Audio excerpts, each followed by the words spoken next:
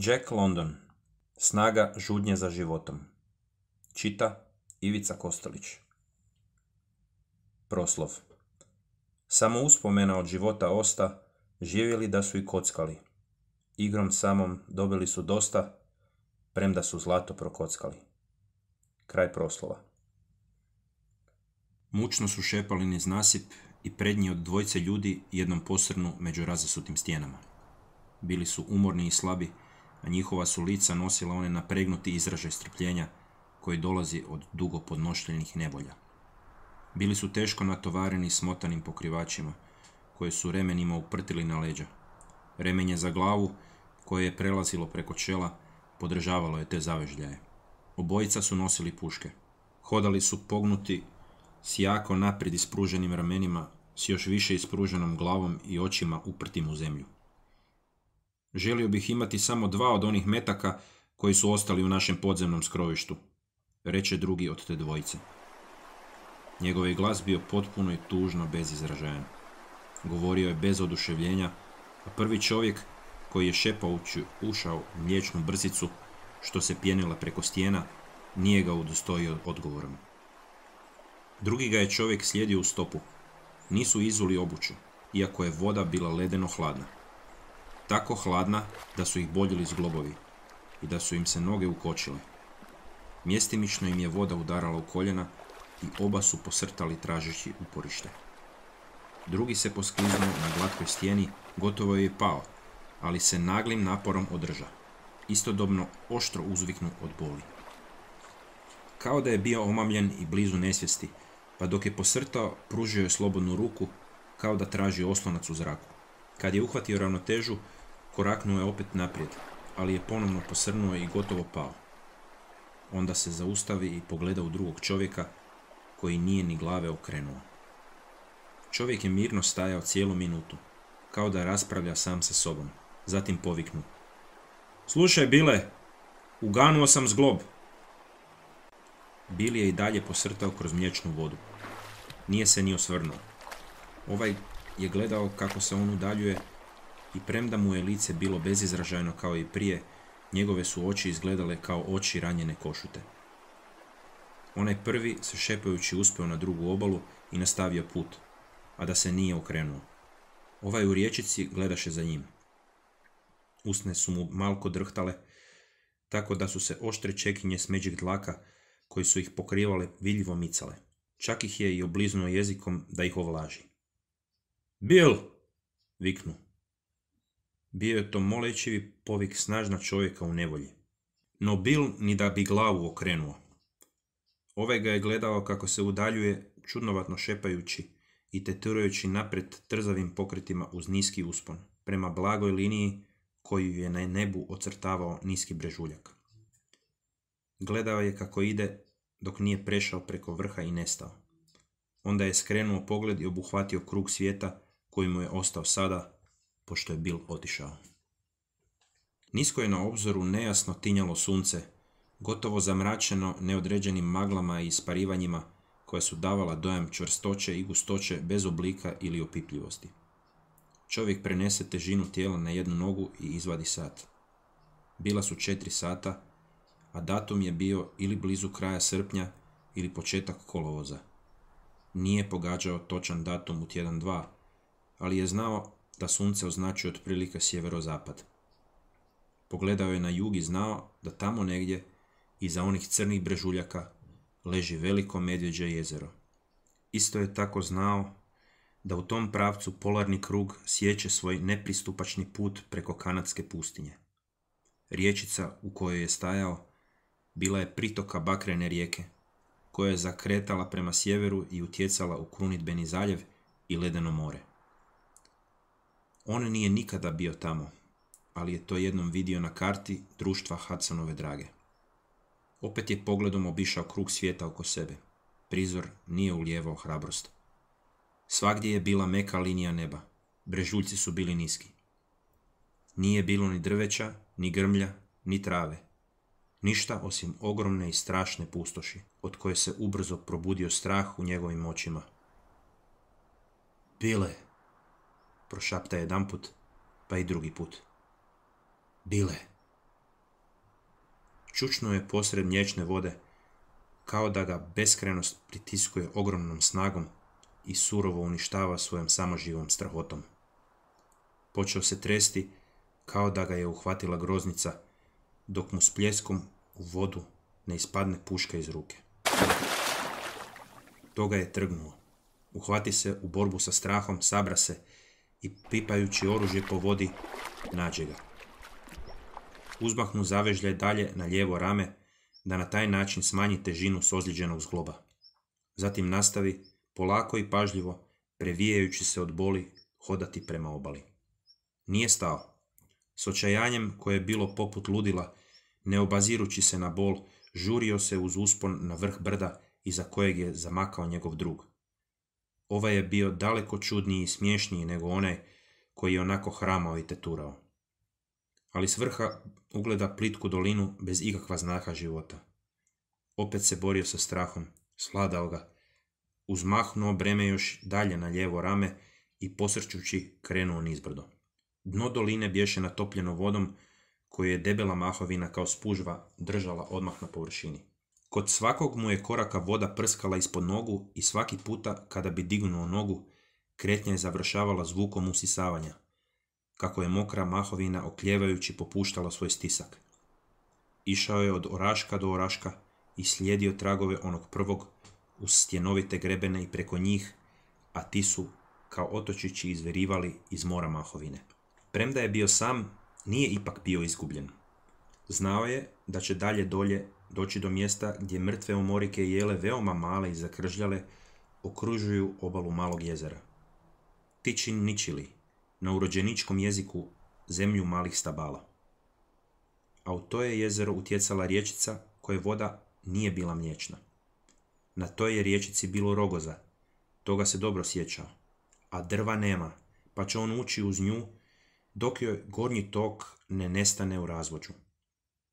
Onda će prijeći preko razvođa do gornjeg toka druge rječice, koja teče prema zapadu, i ići će uz nju dok se ne izlije u rijeku Diz. A tamo će naći spremište ispod prevrnutog čamca, prekrivenog mnogim stijenama. A u tom će spremištu biti municije za njegovu praznu pušku, bit će udice i konci za ribolov, malena mreža, sve potrepštine za ubijanje i za lovljenje hrane. Osim toga, naći će brašna, istina ne baš mnogo, zatim komad slanine i malo graha. Tamo će ga čekati Bill i oni će zajedno odveslati niz Diz na jug do velikog medvjeđeg jezera. Prijeći će preko jezera dalje na jug, uvijek na jug, dok ne dođu do rijeke Mackenzie. Pa će ići još na jug, uvijek na jug, a za njima će uzalud juriti zima i led će se stvarati u virovima i dani postajati hladniji i svježiji. Ići će na jug do neke tople postaje društva Hudsonove drage, gdje raste visoko drveće i ima ga u izobilju, a hrane tamo ima do mile volje. Te su se misli vrzale po glavi tome čovjeku dok se vukao dalje. Ali, makar kako se teško borio sa svojim tijelom, on se isto tako teško borio sa svojim razumom i uvjerovao se u mislima da ga Bill nije iznevjerio, da će ga on sigurno čekati kod spremišta. Bio je prisiljen tako misliti, jer inače ne bi bilo nikakva smisla da se bori, već bi morao leći i umrijeti. I dok je nejasna sunčana lopta je zalazila polako na sjeverozapadu, on je prolazio, i to mnogo puta, svaku stopu svog i Billovog bijega na jug pred zimom koja je nadolazila. Neprestano je u sebi ponavljao svu hranu u spremištu i u društvu Hudsonove drage. 2 dana uopće nije jeo, a mnogo dulje nije jeo onoliko koliko je želio jesti. Često bi se saginjao, ubirao blijede bobice oraška, metao ih u usta, žvakao i gutao. Bobica oraška je nešto sjemena zatvoreno u malko vode. U ustima se voda rastopi, a sjeme je kod žvakanja oporo i gorko. On je znao da u bobicama nema hranjivosti, ali ih je strpljivo žvakao, u nekoj nadi koja je bila jača od znanja i stečenog iskustva. U 9 sati udari nožnim prstima o stjenovit greben, pa od samog umora i slabosti posrnu i pade. Neko je vrijeme ležao nepomično na boku. Onda se izvuče iz remenja svog bremena i nespretno se smjesti u sjedeći položaj. Još nije bio mrak, pa je u sumraku koji je se polagano spuštao, pipajući tražio između stijena čuperke suhe mahovine. Kada je nakupio gomilicu, zapali vatru, koja je tinjala i dimila se, i pristavi limenu posudicu s vodom da proključa. Razmota zavežljaj i prva mu je briga bila da prebroji šibice. Bilo ih je 67. Prebrojio ih je 3 puta, da bude siguran. Podijeli ih u nekoliko hrpica, zamota ih u uljeni papir i spremi jedan dio u praznu duhan kesu, drugi dio iza unutrašnje vrpce svog otrcanog šešira, a treći dio pod košulju na prsima. Kada je to svršio, spopade ga strah, pa opet razmota sve zamotke i ponovno ih prebroji. Još uvijek ih je bilo 67. Osuši mokru obuću kraj vatre. Cipele su mu se raspale u raskvašene odreske. Vunene su mu čarape bile mjestimično poderane, a noge ranjave i krvave. Uz globu mu je udaralo, pa ga je pozorno pregledao. Natekao je kao da je koljeno. Otrgnu dugačak trak jednog od svoja 2 pokrivača i čvrsto ga uveza. Otrgnu još trakova i omota ih oko nogu, da mu služe istodobno i kao cipele i kao čarape. Onda ispi posudu vode koja se pušila od vrućine, navi sat i zavuče se među pokrivače. Spavao je kao zaklan. Kratka tama oko ponoći spustila se i opet nestala. Na sjeveroistoku granu sunce. Dan je naime svanuo s te strane, jer su sivi oblaci bili sakrili sunce. Probudi se u 6 sati, mirno ležeći na leđima. Zurio je ravno u sivo nebo i osjetio da je gladan. Kada se okrenuo na lakat, preplaši ga glasno dahtanje i opazi soba, koji je gledao s opreznom znatiželjom. Životinja nije bila udaljenija od kojih 50 stopa i u mozgu tog čovjeka smjesta sinu slika i podraška ga okus slobova mesa, kako čvrči i peče se nad vatrom. Mehanički posegne za praznom puškom, napne kokot i povuče otponac. Sob zarza i odskaka, a kopita su mu štropotala i zveketala dok je bježao preko litica. Čovjek opsova i odbaci praznu pušku. Kada se počeo dizati na noge, glasno zastenja. Bilo mu je to teško i mučno. Zglobovi su mu bili kao zarđale baglame. Kretali su se oporo u čašicama, s mnogo trenja, tako da se svako savijanje i pružanje vršilo isključivo silnim naporom volje. Kada je konačno stao na noge, bilo mu je potrebno još čas i više, dok se uspravio tako da je mogao stajati kako valja. Otpuzao je uz maleni brežuljak i pregledao okolicu. Nije bilo ni drveća, ni grmlja, ništa osim sivog mora mahovine, u rijetko probijenog sivim stijenama, sivim jezercima i sivim potočićima. Nebo je bilo sivo. Nije bilo sunca, čak ni njegova tračka. Nije znao gdje se nalazi sjever i zaboravio je kojim je putem sinoć stigao na to mjesto. Ali nije bio izgubljen. Znao je to. Doskora će doći do zemlje malih stabala. Osjećao je da ona leži negdje uljevo. Nedaleko. Možda odmah iza sljedećeg niskog brežuljka. Vratio se natrag da svoj zavežljaj opet spremi za putovanje. Uvjerio se da još uvijek postoje njegova 3 posebna zamotka šibica, iako se nije zadržavao da ih prebroji. No zastao je kolebajući nad plosnatom vrećicom od losove kože. Nije bila velika. Mogao ju je poklopiti dlanovima. Znao je da je teška 15 funti, upravo toliko koliko sve druge stvari, i to ga je zabrinulo. Na kraju je metnuo u stranu i nastavi savijati zavežljaj. Zastade i zagleda se u plosnatu vrećicu od losove kože. Brzo je podiže, pogleda nepovjerljivo oko sebe, kao da je pustinja pokušava oteti od njega, i kad je ustao da zatetura dalje u dan, ona je već bila u zavežljaju na njegovim leđima. Krenuo je naljevo, kad bi zastao da jede bobice oraška. Zglob mu se ukočio, šepao je mnogo upadljivije, ali ta bol nije bila ništa u usporedbi s bolima u želucu. Ljuta bol od gladi upravo ga je probadala. Tako ga je morila i izjedala da je smetnuo s uma smjer kojim mora ići, da stigne u zemlju malih stabala. Bobice oraška nisu nipošto olakšavale tu muku, nego su ga još i jezik i nepce boljeli od njihova oporog nagrizavanja. Stigao je u neku dolinu, u kojoj su se sa stijena i oraška na lepršavim krilima digli tetrjebovi. Ker, ker, ker, čula se njihova krika. Bacao je kamenje na njih, ali ih nije mogao pogoditi. Položio je zavežljaj na zemlju i šuljao se prema njima, kao što se mačka šulja prema vrapcu.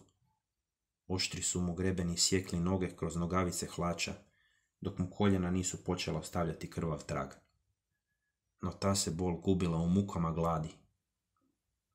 Puzao je po mokroj mahovini, koju mu je natapala odijelo i sleđivale tijelo.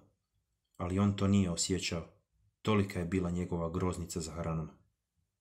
A tetrebovi su uzlijetali i lepršali nad njim, dok njihovo ker, ker, ker ne postade neko podrugivanje njemu, pa ih je prokleo i glasno viknuo njihovim krikom. Jednom je nagazio na jednog koji je bit će spavao. Nije ga vidio dok mu nije ispred nosa poletio iz tog stjenovitog gnijezda.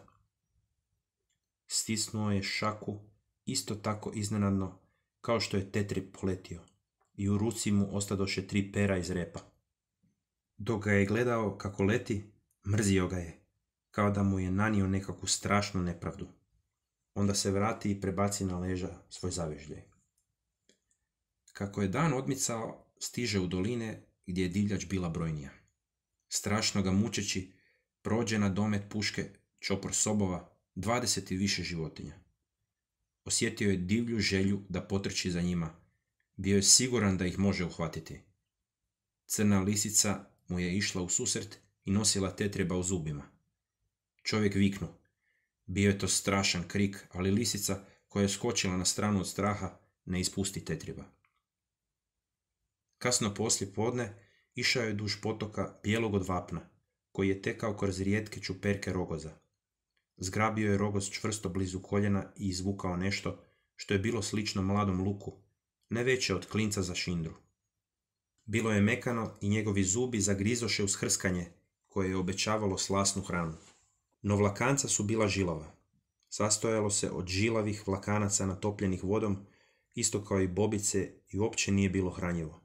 Zbaci zavežljaj i uđe u rogoz četveronoške, hrskajući i žvačući kao govedo. Bio je veoma umoran i često je želio da se odmara, da legne i spava, ali ga je nešto neprestano tjeralo naprijed. Ne toliko želja da stigne u zemlju malih stabala, koliko glad. Pretraživao je male barice, ne bi li našao žaba, i noktima raskapao zemlju tražeći crve, iako je znao da tako daleko na sjeveru nema ni žaba, ni crva. Uzalud je gledao u svaku baru, dok nije, kad se već spuštao dugi sumrak, u jednoj takvoj otkrio osamljenu ribu veličine klena. Zaroni rukom do ramena, ali mu riba izmače. Posegnu za njom objema rukama i izmiješa mliječni mulj na dnu.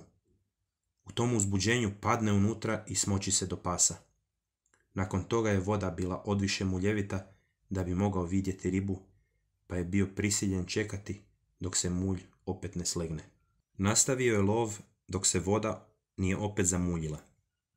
Ali on nije mogao čekati. Odvezao je limenu posudu i počeo izbacivati vodu iz bare. Najprije je radio divlje, prskajući po sebi i izbacujući vodu tako blizu da je tekla natrag u baru. Onda je radio pažljivije, nastojeći da bude pribran, iako mu je srce udaralo u grudima, a ruke drhtale. Nakon pola sata barica je bila gotovo suha. Nije ostalo više ni čaše vode, a ribe nigdje. Našao je među kamenjem skrivenu pukotinu kroz koju je umakla u susjednu i veću baru. Baru koju ne bi mogao isprazniti ni za dan i noć. Da je znao za tu pukotinu, mogao je na početku kamenom zatvoriti i riba bi bila njegova. Tako se razmišljajući skvrčio i klonuo na mokru zemlju. Najprije zaplaka tiho u sebi, a zatim glasno kliknuo nemilosrdnoj pustoši koja ga je okruživala i još su njime dugo nakon toga drmali snažni, suhi jecaji. zapali vatru i zagrija se, pijući šalice vruće vode, a onda napravi ležaj na stjenovitom grebenu na isti način kao i prijašnje noći. Najposlije pogleda da li su šibice suhe i navi uru. Pokrivači su bili mokri i blatni. U zglobu je bolno udaralo. Ali on je samo znao da je gladan, pa je u nemirnu snu sanjao o gozbama i banketima i o hrani koju su posluživali i raznosili na sve moguće načine. Probudi se promrznuti bolestan. Sunca nije bilo. Sivilo zemlje i neba postalo je tamnije, dublje. Puhao je oštar vjetar, a prve pahuljice snijega počeše bijeliti vrhove bregova. Dok je naložio vatru i ugrijao vodu, zrak je oko njega već postao gušći i bijelji. Padao je vlažan snijeg, napola kiša. Pahuljice su bile velike i raskvašene.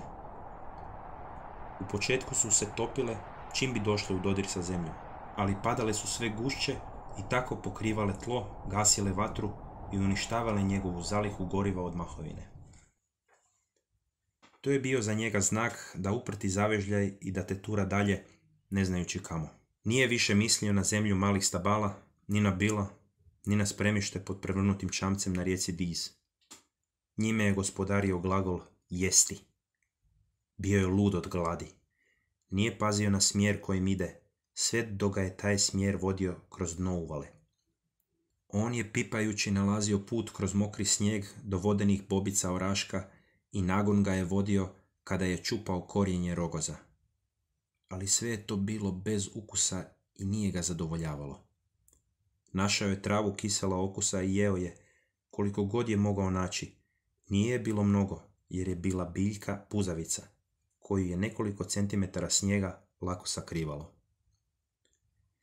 Te noći nije imao vatre ni vruće vode i zavukao se pod pokrivač da prospava isprekidan san od gladi.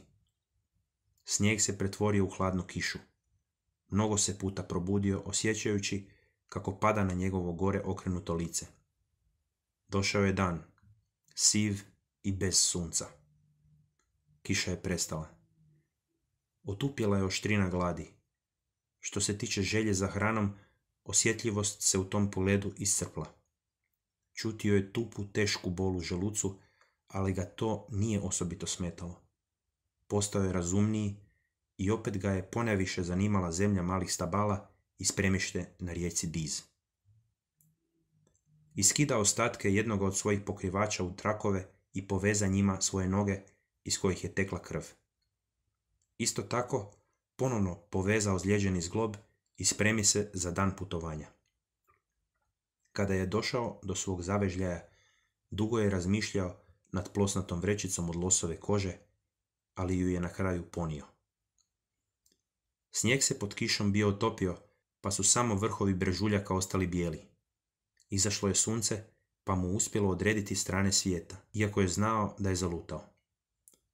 Možda je u lutanjima ranijih dana skrenuo predaleko nalijevo. Sada je skrenuo na desno, da ispravi možebitno skretanje s prvog smjera. Iako bolovi gladi nisu bili više strašni, primijetio je da je slab. Bio je često prisiljen da stane i da se odmara, i tada bi se bacao na bobice oraška i čuperke rogoza. Osjećao je da mu je jezik suh i velik, kao da je prekriven finom dlakom, a u ustima je imao gorak okus. Srce mu je zadavalo mnogo muke. Čim je hodao nekoliko časaka, počelo bi nemilosrdno lupati, a onda bi odskočilo gore i na stranu u bolnom nemiru udaraca, koji su ga gušili i od kojih ga je hvatala slabost i vrtoglavica. U podne toga dana našao je u jednoj velikoj bari 2 mala klena. Bilo mu je nemoguće ispljuskati vodu, ali je sada bio mirniji, pa mu ih je uspjelo uhvatiti svojom limenom posudom. Nisu bili veći od njegova malog prsta, ali ni on nije bio osobito gladan. Tupa bol u želucu postala je tuplja i slabija. Gotovo se činilo kao da mu želudac drijema. Pojeo je prijesnu ribu, žvačući s najvećom pažnjom, jer je jesti bila stvar čistog razbora. Iako nije imao želje da jede, znao je da mora jesti da bi živio. Uveče je uhvatio još 3 klena, pa je pojeo 2, a trećeg spremio za doručak. Sunce je osušilo zalutale busene mahovine, pa se opet mogao zagrijati toplom vodom. Taj dan nije prevalio više od 10 milja, a sljedećeg dana, putujući kad god mu je to srce dopuštalo, nije prevalio više od 5 milja. Ali želudac mu nije zadavao ni najmanjih smetnji. Zaspao je. Nalazio se u čudnovatom kraju. Sobovi su postajali brojniji, a i vukovi. Njihovo se zavijanje često širilo preko pustoši, a jednom je vidio 3 kako su se odšuljali s njegova puta. Još jedna noć, a ujutro, kako je bio razumniji, odveza kožnatu uzicu koja je zatvarala plosnatu vrećicu od losove kože. Iz njezina otvorenog grla prosu se žuti mlaz grube zlatne prašine i zlatnih zrnaca. Podijeli zlato otprilike na 2 polovice, pa zamota jednu polovicu u komad pokrivača i sakrije na jednu izbočenu klisuru, a drugu polovicu vrati u vrećicu. Počeo je također upotrebljavati za noge trake jedinog svog preostalog pokrivača. Još uvijek je vukao pušku, jer je u skrovištu na rijeci Diz bilo metaka.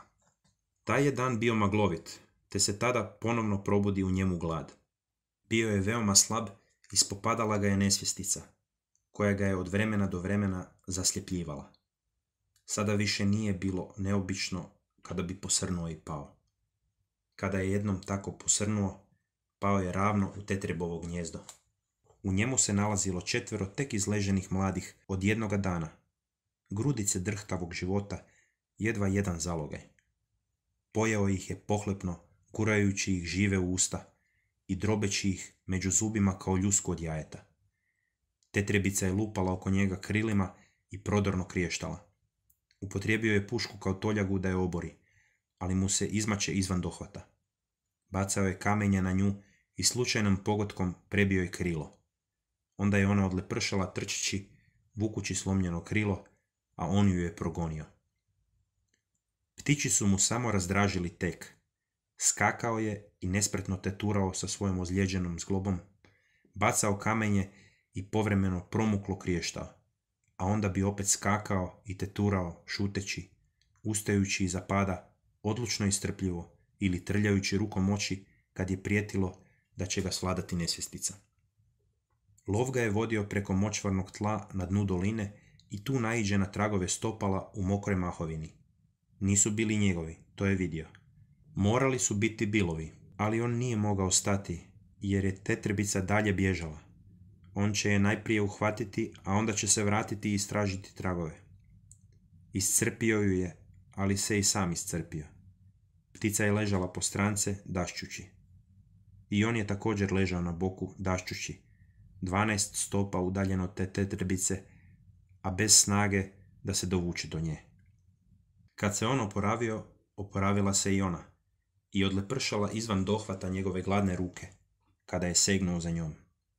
Lov se nastavio. Spustila se noć, a tetrebica je umakla. On sa zavežljajem na leđima posrnuo od slabosti, pade si s pruženom glavom na lice i rasjeće obraz. Dugo se nije micao. Onda se okrenuo na bok, navio uru i osta ležati do jutra. Opet maglovit dan. Polovica njegovog posljednjeg pokrivača bila je otišla na zavoje za noge. Nije uspio pronaći Billov trag. Pa napokon mu je bilo svejedno. Glad ga je tjerala odviše silno. Samo se pitao nije li Bill također zalutao. Opodne mu je staro breme dodijelo i postalo nesnosno teško. Ponovno razdijeli zlato, ali je ovaj put polovicu naprosto prosuo na zemlju. Poslije podne baci i ostatak, tako da mu je ostala samo polovica pokrivača, limena posuda i puška. Počelo ga je mučiti neko priviđanje. Bio je siguran da mu je ostao jedan metak. Bio je u cijevi puške i on ga je previdio. S druge strane, znao je cijelo vrijeme da je cijev prazna, ali priviđenje ga je i dalje morilo. Satima se borio protiv njega, pa napokon otvori pušku i uoči prazninu. Razočaranje je bilo tako gorko, kao da je zaista očekivao da će naći metak. Vukao se dalje pola sata, a onda se priviđenje ponovno javilo. Opet se borio protiv njega i opet je bilo uporno, dok za umirenje nije ponovno otvorio pušku da se uvjeri o protivnom. Katkad je njegov bludio daleko, daleko, a on bi dalje teturao kao prazan automat, dok su mu čudnovate utvare i hirovi kao crvi izjedali mozak. No ti su izleti iz stvarnosti bili kratkotrajni, jer bi ga grčevi gladi uvijek dozivali natrag. Jednom ga iz takvog jednog izleta naglo trže slika od koje se gotovo onesvijesti. Zatetura i zaljulja se, posrćući poput pijanice, da ne padne. Pred njim je stajao konj. Konj! Nije mogao vjerovati svojim očima. Nad njim mu se spustila gusta magla, protkana blistavim točkicama svjetla. Protrlja snažno oči da odagna prikazu i sad nije više vidio konja, već velikog mrkog medvjeda. Životinja ga je promatrala nekom ratobornom znatiželjom. Čovjek je već napola digao pušku na rame kad li se trže. Spusti pušku i izvuče lovački nož iz biserom ukrašenih korica na boku. Pred njim je bilo meso i život. Prevuče palcem preko oštrice noža. Bio je oštar. Vrh je bio šiljat. Batit će se na medvjeda i ubiti ga. Ali onda mu srce počne, opominjajući udarati, lupa, lupa, lupa. Zatim divlji skok gore i brzo trepetanje. Pritisak kao neke željezne vrpce oko čela, uvlačenje omaglice u mozak. Njegovu očajničku hrabrost potisnu veliki val straha. A što onda, ako ga tako slaba životinja napadne? Uspravi se u najzapovjedničkiji stav, grčevito stiskajući nož i oštro piljeći u medvjeda. Medvjed kroči par nespretnih koraka, uspravi se i ispitujući zamumlja. Ako čovjek počne bježati, trčat će za njim. Ali čovjek nije bježao. Pokretala ga je hrabrost straha. On također zaurla divlje, strašno, izražavajući strah koji je srodan životu i koji se nalazi isprepleten u najdubljim korijenima života. Medvjed se pomače u stranu, mumljajući pun prijetnje, začuđen čudnovatim stvorenjem koje je stajalo uspravno i neustrašivo. No čovjek se nije ni maknuo. Stajao je kao kip, dok opasnost nije minula, a onda klonu pod napadajem drhtanja i složi se na mahovinu. Sabra se i pođe dalje, uplašen sada na nov način. Sada to više nije bio strah da će umrijeti pasivno od pomanjkanja hrane, već da će biti masilno uništen, prije nego što gladovanje iscrpi u njemu posljednji dijelić težnje za životom. Tu je bilo vukova. Iza njega i ispred njega, preko čitave pustoši čulo se njihovo zavijanje, koje je protkalo koprenom prijetnje i sam zrak. Ta je prijetnja bila tako opipljiva da je zatekao sebe kako je rukama u zraku potiskuje od sebe, kao što platno šatora odbija nalete vjetra. Katkad bi mu vukovi po dvojca ili trojca križali put, no oni su bježali od njega. Nisu bili dosta brojni, osim toga su lovili soba, koji se nije borio, dok bi čudnovatno stvorenje koje uspravno hoda moglo grepsti i gristi. Kasno poslijepodne naiđe na razasute kosti na mjestu gdje su vukovi obračunali sa nekom svojom žrtvom. To su bili ostaci mlada soba, koji je prije 1 sata rzao i trčao, pun života. Promatrao je kosti, čisto oglodane i osvjetlane, ružičaste od životnih ćelica koje njima još nisu izumrle.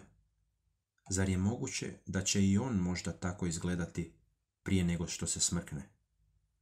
Takav je život, zar ne? Tašta i prolazna stvar. Samo život boli, smrt ne boli. Umrijeti znači zaspati. Znači prestanak, odmor. Zašto mu se onda nije dalo umrijeti? No nije dugo moralizirao. Čučao je na mahovini, pograbio kost u usta i sisao dijeliće života, od kojih je kost još uvijek bila blijedo ružičasta. Slatkasti okus mesa, slab i varav, gotovo kao uspomena, razdražio ga je do ludila. Uklještio je u čeljustima kost i hrskao. Sad bi se odlomila kost, a sad njegovi zubi. Zatim je razmrskao kosti kamenjem, zdrobio ih u kašu i progutao. U brzini je udarao i po prstima, pa ipak uhvati trenutak u kome osjeti iznenađenje zbog činjenice da ga prsti, kad ih pričepi kamen, ne bole tako jako. Nadođoše strašni dani, puni snijega i kiše. Nije znao ni kad je udario logor, niti kad je kretao. Putovao je po noći kao i po danu. Odmarao bi se kad bi pao, a puzao dalje kad god bi umirući život u njemu zaplamsao i razgorio se malo svjetlije. On se kao čovjek nije više borio. Život koji je u njemu nije htio da umre, a on ga je htjerao dalje. Nije ga boljelo. Živci su mu otupjeli, obamrli, a mozak mu je bio pun strašnih priviđenja i divnih snova. Međutim, on je i dalje sisao i žvakao zdrobljene kosti mladog soba, a posljednje je ostatke skupio i ponio sa sobom. Više nije prelazio preko brda ni razvođa, već je nesvjesno išao duž široke rijeke koja je tekla kroz veliku i plitku dolinu. On nije vidio ni tu rijeku, ni tu dolinu. On nije vidio ništa osim priviđenja. Duša i tijelo hodali su ili puzali usporedo, ali ipak odvojeno. Tako je bila tanka nit koja ih je spajala. Probudio se pri zdravoj svijesti, ležeći na leđima na jednom stjenovitom grebenu. Sunce je sijalo jarko i toplo. Izdaleka je čuo rzanje mladih sobova. Sjećao se nejasnih uspomena o kiši, vjetru i snijegu, ali nije znao je li oluja trajala 2 dana ili 2 tjedna.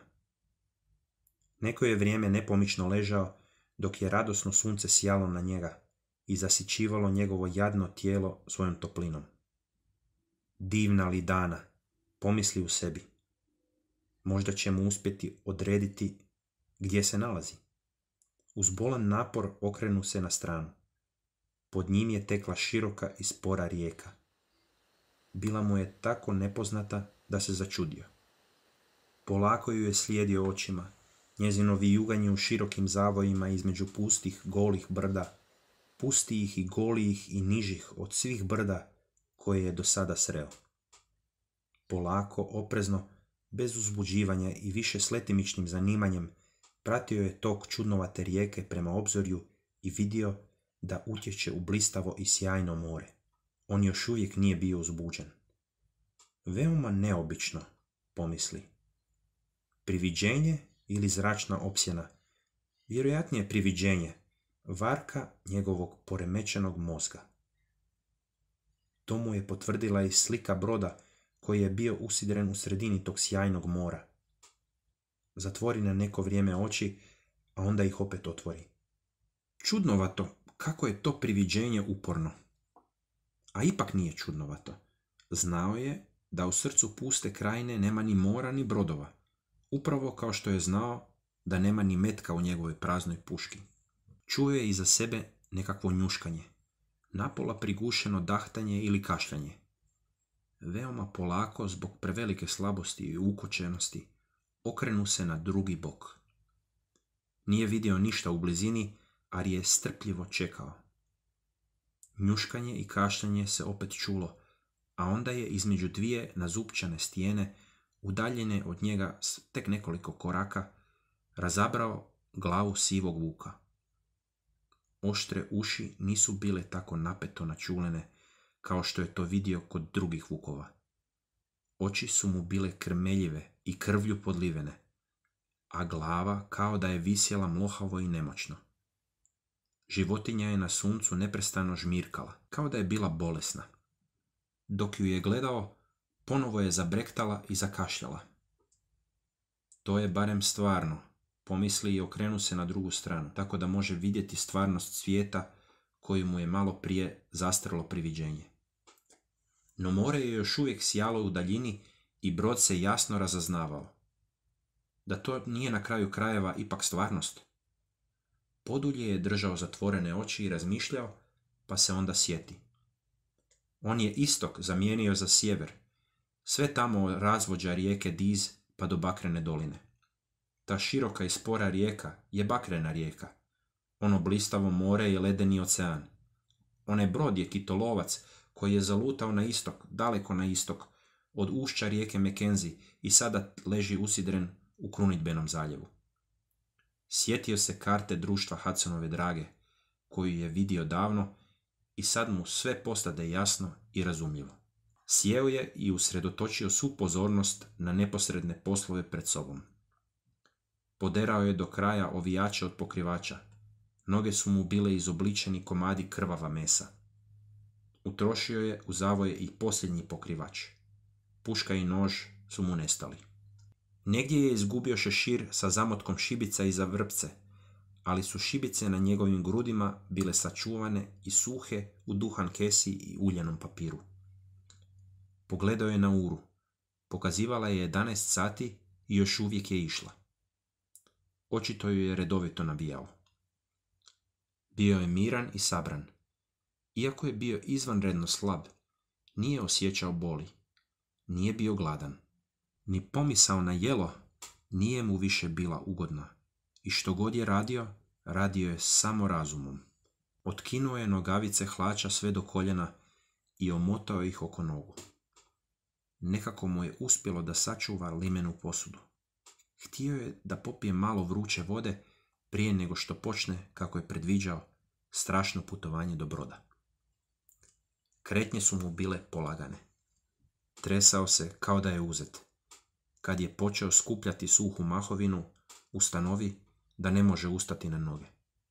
Više je puta pokušavao, a onda se zadovolji da puže na rukama i nogama. Jednom je dopuzao u blizinu bolesnog vuka. Životinja mu se okljevajući povuče s puta, oblizujući gubicu jezikom koji, tako se činilo, nije više imao dovoljno snage ni da se savija. Čovjek primijeti da jezik nema običnu zdravu crvenu boju. Bio je žuto smeđ i kao da je bio presvučen grubom i napola suhom sluzi. Pošto je popio šalicu vruće vode, ustanovi da može stajati, pa čak da može i hodati, ako se može govoriti o hodanju čovjeka koji umire. Gotovo je svakog časka bio prisiljen da se odmara. Koraci su mu bili slabi i nesigurni, upravo kao što su bili slabi i nesigurni i koraci vuka koji ga je slijedio. I te večeri, kad je tama zbrisala blistavo more, znao je da mu se nije približio više od 4 milje.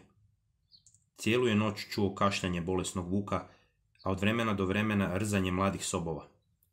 Oko njega je bujao život, ali to je bio jak život, u naponu snage i zdravlja, a on je znao da se bolesni vuk drži traga bolesnog čovjeka u nadi da će čovjek prvi umrijeti. Ujutro, kad otvori oči, vidje kako ga gleda požudnim i gladnim pogledom. Stajao je zguren s repom među nogama i izgledao kao jadno i bijedno pseto. Drhtao je na ledenom jutarnjem vjetru i pokunjeno režao, kad li ga čovjek nagovori glasom koji nije bio jači od promukla šapta. Sunce je ogranulo blistavo i čitavo je jutro čovjek teturao i padao težeći prema brodu na sjajnom moru. Vrijeme je bilo divno. Bilo je to kasno bablje ljeto visokih geografskih širina. Moglo je trajati tjedan dana, sutra ili preksutra može ga nestati. Poslijepodne čovjek naiđe na trag. Bio je od drugog čovjeka koji nije hodao, već se četveronoške vukao. Čovjek pomisli da bi to mogao biti Billov trag, ali to pomisli tupo, bez sućuti. Nije bio znatiželjan. Zapravo je u njemu izumrlo svako uzbuđenje i svaka sposobnost da prima dojmove. Nije bio više osjetljiv ni na boli. Želudac i živci bijehu mu zaspali. Ipak ga je život koji je tinjao u njemu tjerao dalje. Bio je veoma umoran, ali umrijeti mu se nije dalo. Zbog toga što nije htio da umre, i dalje je jeo bobice oraška i klenove, pio vruću vodu i pomnjivim se okom osvrtao na bolesnog vuka. Išao je tragom onog prvog čovjeka koji se vukao četveronoške i uskoro dođe tomu tragu do kraja. Nekoliko svježe oglodanih kostiju, gdje je mokra mahovina bila izrovana tragovima šapa mnogih vukova. Vidje plosnatu vrećicu od losove kože. Bješe ista kao njegova, a sva je bila izderana oštrim zubima. Podiže je, premda je težina bila gotovo prevelika za njegove slabe prste. Bill ju je nosio do kraja. Ha, ha! Došlo mu je da se nasmije Billu. On će ga nadživjeti i odnijet će vređicu do broda na blistavom moru. Smijeh mu je bio promukao i stravičan, sličan graktanju gavrana, a bolesni mu se vuk pridruži turobnim vijanjem. Čovjek naglo prekide smijeh. Kako se može smijati Billu, ako je to zaista on? Ako su te kosti ružičasto bijele i uglodane zaista Bill? Okrenu se i pođe dalje. Da, Bill ga je ostavio, ali on ipak neće uzeti zlato, niti će sisati Billove kosti. Premda bi to oboje Bill učinio, da se obrnuto dogodilo, razmišljao je u sebi dok je teturao dalje. Dođe do neke bare. Nagnu se nad nju tražeći klenove, ali trže glavu unazad kao da ga je netko ubo. Vidje sliku svog lica u vodi. Bilo je tako strašno, te se njegova osjetljivost probudi i zahvati ga jeza. U bari, koja je bila prevelika da bi izbacio iz nje vodu, nalazila su se 3 klena. Nakon nekoliko bezuspješnih pokušaja da ih uhvati u limenu posudu, odustade. Kako je bio veoma slab, bojao se da bi mogao pasti unutra i utopiti se. Zbog toga se nije ufao spustiti niz rijeku, jašeći na jednom od balvana koji su ležali uz njezine pješčane obale. Tog je dana smanjio razmak između sebe i broda za 3 milje, sljedeći dan za 2 jer sada je puzao kao Bill, a na kraju 5. dana bio je brod još uvijek udaljen 7 milja, a on nije mogao više prijeći ni 1 milje na dan.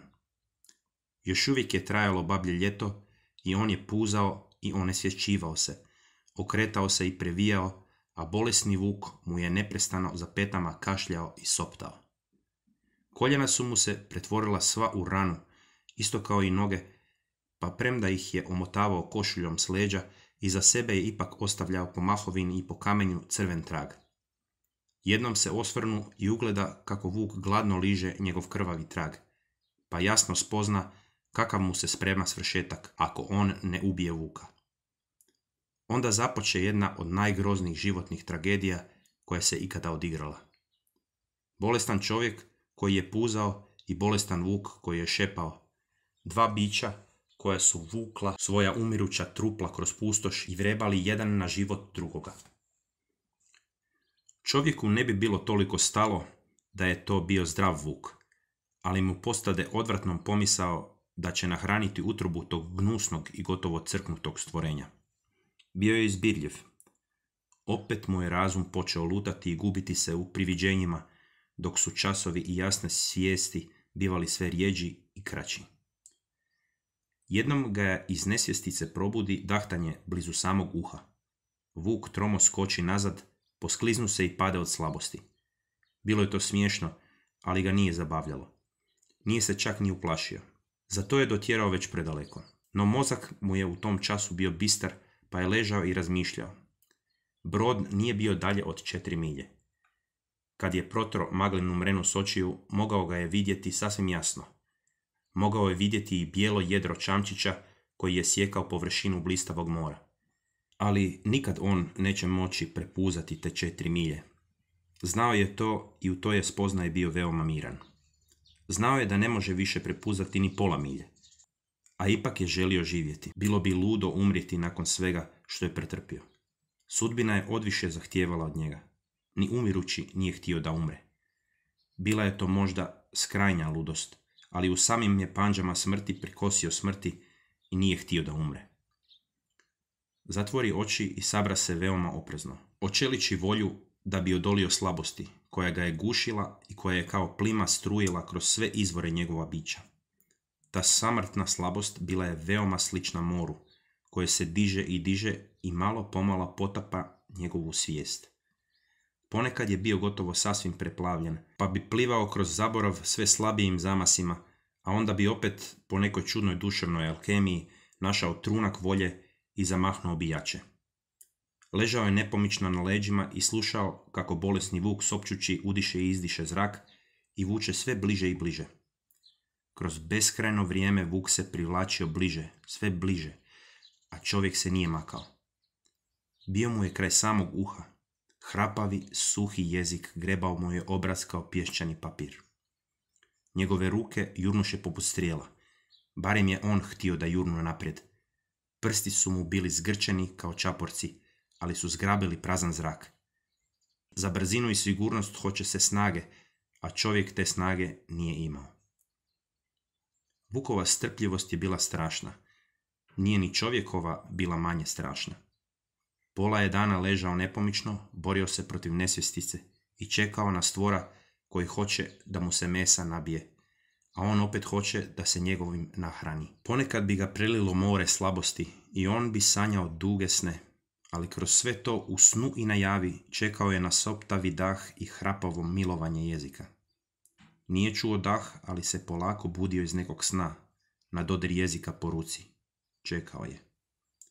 Očnjaci su polagano stiskali, pritisak se pojačavao.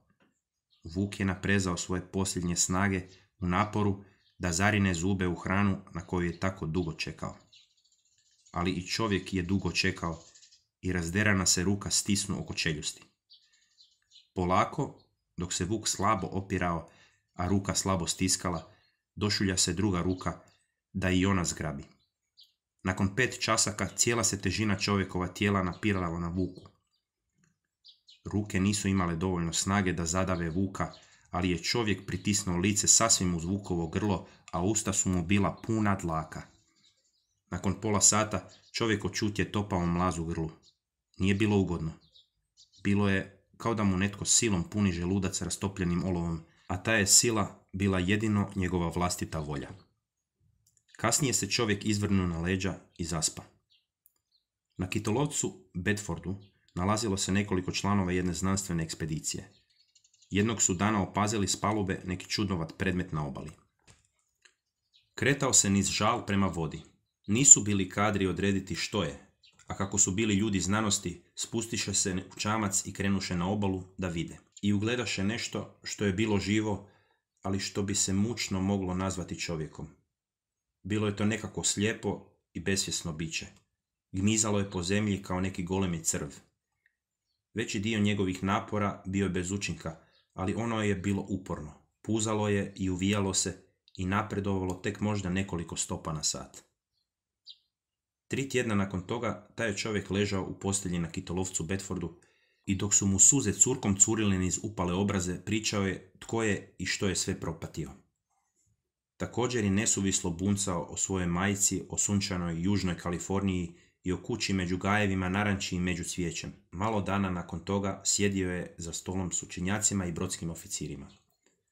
Požudno je zurio u toliku hranu i sa strahom gledao kako nestaje u ustima drugih. Čim bi kog zalogaja nestalo, u njegovim se očima pojavljivao izražaj duboke tuge. Bio je potpuno zdrav, pa ipak je za vrijeme jela mrzio te ljude. Progonio ga je strah da neće biti dovoljno hrane. Ispitivao je kuhara, malog kapetana, o stanju zaliha hrane. Oni su ga bezbroj puta umirivali, ali on im nije mogao vjerovati, pa je lukavo njuškao oko palubnog spremišta hrane da se uvjeri vlastitim očima. Primijetili su da se taj čovjek deblja. Svakog je dana bivao sve deblji. Učenjaci su klimali glavama i postavljali teorije. Ograničili su mu i obroke jela, ali se njegov obujam i dalje povećavao i pod košuljom je silno nabujao. Mornari su se cerekali, znali su što je. A kada učenjaci stadoše paziti na njega, saznali su i oni.